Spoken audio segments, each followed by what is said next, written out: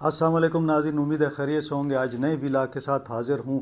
آج ہم بات کریں گے پشاور میں امن جرگہ، کیا امن جرگے سے صوبے کے اندر امن قائم ہوگا یا نہیں، اس کے کیا اثرات مرتب ہوں گے، اور جو نیشنل ایکشن پلان کے حوالے سے بتایا جا رہا ہے کہ صوبے کے اندر پروونشل ایکشن پلان بنایا جا رہا ہے وہ کیا ہے۔ ان تمام موضوعات پر آج تفصیل سے بات کریں گے، اور تفصیل میں جانے سے پہلے آپ سے وہی ریکویسٹ کہ چینل کو لائک کریں، سبسکرائب کریں، دوستوں کے ساتھ شیئر کریں، اور یہ جو بیل کا آئیکن ہے گھنٹی، اس کو بجا دیں۔ اب چلتے ہیں جناب تفصیل کی جانب۔ تو معاملہ یہ ہے کہ زبردست ایک ایکٹیویٹی جنریٹ ہوئی پشاور میں۔ خیبر پختونخوا کی حکومت نے، خصوصاً وزیر اعلیٰ سہیل افریدی صاحب نے اور اسپیکر بابر سلیم سواتی صاحب نے ایک زبردست قسم کا جرگہ منعقد کیا۔ اس میں کوئی شک نہیں ہے کہ تمام سیاسی جماعتوں کو بلایا گیا اور تمام سیاسی جماعتوں نے اس میں شرکت کی۔ تمام صوبائی قیادت موجود تھی، اور پہلی دفعہ دیکھنے میں آیا کہ اتنی بڑی تعداد میں ایک ہی چھت کے نیچے تمام کے تمام سیاسی زعماء موجود تھے۔ اس کے اندر دیگر مکتبہ فکر کے لوگوں کو بلایا گیا، جیسے وکلاء تھے، سول سوسائٹی تھی، صحافی تھے، ان کو بھی بلایا گیا اور اسی جرگے کے اندر ان کو بٹھایا گیا۔ ان تقریباً کوئی 47 کے قریب یا 48 کے قریب جو لوگ تھے، انہوں نے تقاریر کی۔ ہر بندے کا ظاہر ہے کہ اپنی سیاسی ایفیلیشن ہے، اور ہر شخص جو ہے وہ اپنے حساب سے، کسی نے تو بات کی کہ جناب مذاکرات کیے جائیں، بعض لوگوں کا یہ تھا کہ جناب مذاکرات نہیں، اب کارروائی ہونی چاہیے، آپریشن ہونے چاہیے۔ اسی حوالے سے میں نے دیکھا کہ جب قومی ترانہ جس وقت سنایا گیا، اس وقت جو پی ٹی ایم کے لوگ تھے وہ کھڑے نہیں ہوئے۔ یہاں سے ایک تنازع اس کے اندر کھڑا ہوا، لیکن بعد میں وہ لوگ چلے بھی گئے، کیونکہ ان کا جو تقریر کا ٹائم تھا وہ ان کو نہیں ملا، ذرا لیٹ ملا، لیکن وہ پھر بعد میں بتایا جاتا ہے کہ پی ٹی ایم کے لوگ جو تھے وہ جاتے ہوئے یونیورسٹی روڈ سے غائب ہو گئے۔ بہرحال ابھی تک پولیس نے کوئی کنفرم نہیں کیا کہ ان کو کس نے اٹھایا ہے۔ امن جرگے کی ایک اچھی بات یہ تھی کہ اس کے اندر ہر جتنے بھی مقرر تھے ان کو 5-5 منٹ کا وقت دیا گیا، لیکن اکثر مقررین جو تھے وہ کافی لمبا بولتے رہے۔ اگر اس حوالے سے بات کی جائے کہ جی یہ کیسا ایک جرگہ تھا، تو میں سمجھتا ہوں کہ زبردست تھا، بڑی زبردست قسم کی ارینجمنٹ تھی۔ جو لوگ آئے ان کو سلامی دی گئی، وہاں پولیس موجود تھی جو سلامی دے رہی تھی، بڑی عزت سے وہاں بٹھایا گیا، اور اسمبلی کا ہال استعمال کیا گیا۔ نارملی ایسا نہیں ہوتا کہ اسمبلی کا ہال استعمال ہو، لیکن جو اسمبلی کا مین ہال ہے وہ استعمال کیا گیا۔ اب آ جاتے ہیں جناب وہاں پہ کیا اعلامیہ جاری ہوا۔ انتظار اس چیز کا تھا کہ ایک اعلامیہ آئے گا جس کے اندر یہ کہا جائے گا کہ جناب ٹی ٹی پی کے ساتھ مذاکرات کیے جائیں یا دوسری صورت میں آپریشن کیا جائے۔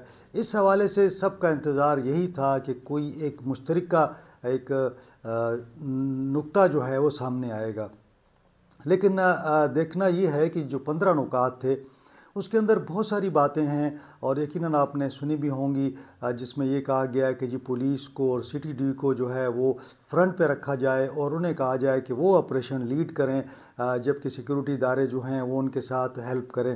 ساتھ ساتھ یہ بھی کہا گیا کہ جی صوبائی اسمبلی کی جتنی قراردادیں ہیں جو متفقہ طور پر منظور ہوئی ہیں ان پر عمل درآمد کیا جائے۔ اب اس کے اندر ایک قرارداد ایسی بھی ہے جس میں یہ کہا گیا ہے کہ جی سول پاورز جو کے حوالے سے کہ جو پاک فوج کو یہاں طلب کرنے کا معاملہ ہے کہ اس کی واپسی کی بھی اس میں بات ہوئی تھی۔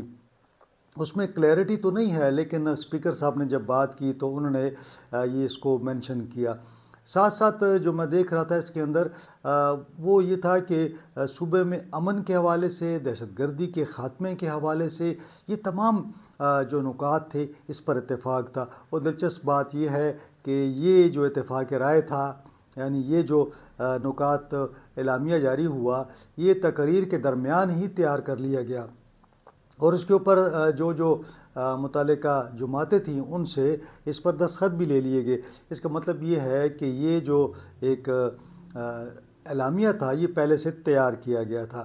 اس کے اندر جو ایک دلچسپ بات یہ تھی کہ جو آخری نکات ہیں وہ صوبائی حقوق کے حوالے سے ہیں، جیسے کہ ہم این ایف سی کی بات کرتے ہیں، ہم ہائیڈرو پاور کی بات کرتے ہیں کہ بجلی کا منافع ہمیں دیں، ہمارے سوئی گیس کی رائلٹی کی بات ہم کرتے ہیں، تمباکو کے اوپر جو سیس ہے اس کی بات ہم کرتے ہیں، تو صوبائی حقوق کے لیے بھی اس میں نکات رکھے گئے تھے۔ اب اعلامیہ تو ٹھیک ہے، لیکن جو بات پہلے بھی میں نے کہا کہ جناب اس میں کوئی لائحہ عمل نہیں دیا گیا، کوئی روڈ میپ نہیں دیا گیا، کوئی کلیئرٹی نہیں ہے کہ اب کرنا کیا ہے۔ ٹھیک ہے، دہشت گردی کی مذمت تو سب کرتے ہیں، امن سب چاہتے ہیں، لیکن کیا اتنی جماعتوں نے بیٹھ کے سارا دن میں کوئی روڈ میپ دیا ہے؟ کوئی روڈ میپ نہیں ہے، بلکہ یہ کہا گیا ہے کہ جناب سیکورٹی فورسز جو ہیں وہ ان کیمرہ بریفنگ دیں گے۔ تو بھئی ان کیمرہ بریفنگ آپ پہلے لے لیتے پھر یہاں پہ آتے، تو کچھ تضادات بھی تھے۔ اب لوگ سمجھ رہے ہیں کہ جیسے یہ اعلامیہ جاری ہوا ہے اور یہ جو امن کانفرنس ہو گئی ہے اس کے بعد امن آ جائے گا، تو ایسا ہرگز نہیں ہوگا، نہ امن نے آنا ہے نہ آئے گا اس طرح۔ بات یہ ہے کہ سٹیک ہولڈرز کی جب ہم بات کرتے ہیں تو وفاقی حکومت اس میں سٹیک ہولڈر ہے، سیکورٹی فورسز اس میں سٹیک ہولڈرز ہیں۔ جب تک ان کو آپ آن بورڈ نہیں لیں گے، امن کے حوالے سے کوششیں کامیاب نہیں ہوں گی۔ اس میں یہ بھی کہا گیا کہ جناب صوبائی حکومت کو اعتماد میں لیا جائے، تو ظاہر ہے کہ صوبائی حکومت کی مدد کے بغیر تو ہم سمجھتے ہیں کہ یہ کسی بھی صورت کوئی بھی آپریشن ہو کامیاب نہیں ہوگا۔ لیکن جب امن کی ہم بات کرتے ہیں تو امن کے حوالے سے میں نے بارہا بتایا ہے کہ 7 بڑے معاہدے، درجنوں چھوٹے معاہدے تحریک طالبان کے ساتھ ہوئے، اور ہر معاہدے کا جو چند دن بعد اس کا جو ڈراپ سین تھا وہ یہی ہوا کہ دوبارہ سے جنگ شروع ہو گئی۔ کوئی بھی معاہدہ، کوئی بھی بات چیت، مذاکرات کامیاب نہیں ہوئے۔ آپ دوحہ کو دیکھ لیں، امریکہ کے ساتھ جو مذاکرات ہوئے اس میں بھی یہی بات تھی کہ افغان سرزمین استعمال نہیں ہوگی دہشت گردی کے لیے۔ آج وہ دوحہ معاہدہ بھی آپ کے سامنے ہے۔ پھر پاکستان کے جو مذاکرات دوحہ استنبول میں افغان حکومت کے ساتھ ہوئے ان کا بھی یہی حالت ہے۔ تو کہنے کا مطلب یہ ہے کہ جو امن معاہدے آپ کرتے ہیں وہ کامیاب نہیں ہوتے۔ پھر یہاں پہ فریق بھی افغان حکومت نہیں ہے، یہاں پہ تحریک طالبان ہے جو سمجھتی ہے کہ جو ضم اسلحہ ہیں وہ ان کے حوالے کیے جائیں، جہاں پہ وہ اپنی ایک شریعت نافذ کریں، اپنا قانون نافذ کریں۔ تو ایسا ہرگز نہیں ہو سکتا۔